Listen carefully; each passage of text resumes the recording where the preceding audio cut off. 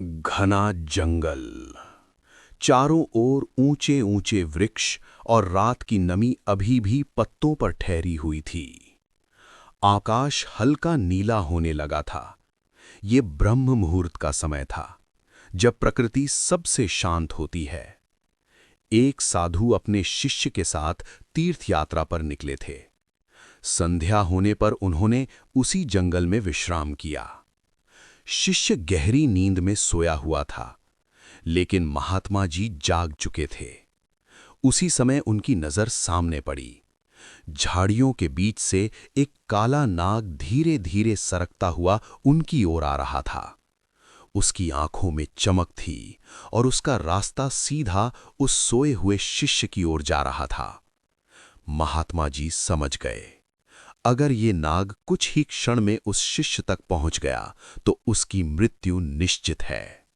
लेकिन उन्हें ये बिल्कुल भी अंदाजा नहीं था कि ये केवल एक साधारण सांप नहीं था। ये कई जन्मों का बदला लेने आया हुआ सर्प था।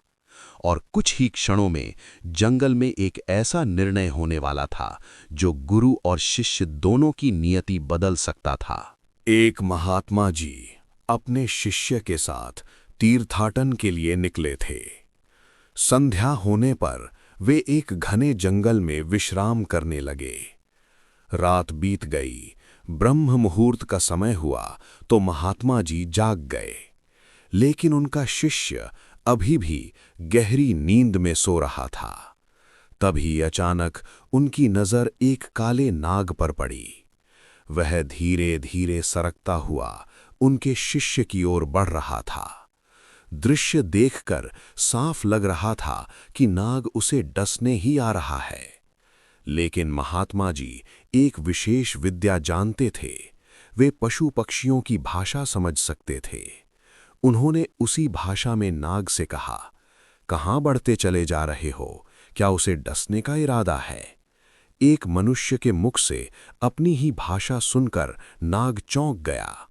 वह वहीं रुक गया। फिर उसने अपना फन फैलाया और महात्मा जी की ओर मुड़कर खड़ा हो गया। अब दोनों आमने सामने थे। सर्प ने उत्तर दिया, ये जो तुम्हारा शिष्य सोया हुआ है, इसने पूर्व जन्म में मेरे साथ बड़ा अत्याचार किया था। मैं चुपचाप भोजन की खोज में भटक रहा था, लेकिन इसने बिना कारण ही मेरी हत्या कर दी थी। इस अकाल मृत्यु के कारण ही मुझे ये घृणित सर्प योनि मिली है। मैं दिन रात इस योनि में जलता रहता हूँ। अब मैं इस अन्यायी और हिंसक युवक को डसकर इसके जीवन का अंत कर दूंगा और अपने पूर्व जन्म का प्रतिशोध लूंगा। ये सुनकर महात्मा जी कांप उठे, लेकिन वे अपने प्रिय शिष्य को बचाना चाहते थे। उन्होंने सर्प को समझाते हुए कहा, छोटी उम्र में अनजाने में किया हुआ अपराध क्षमा योग्य होता है। लेकिन सर्प अपने निर्णय से हटने को तैयार नहीं था। महात्मा जी बार बार उसे समझाते रहे, लेकिन सर्प का क्रोध अटल था। अंत में महात्मा जी ने गंभीर स्वर में कहा, तुम्हें तो बस किसी को डसना ही है ना?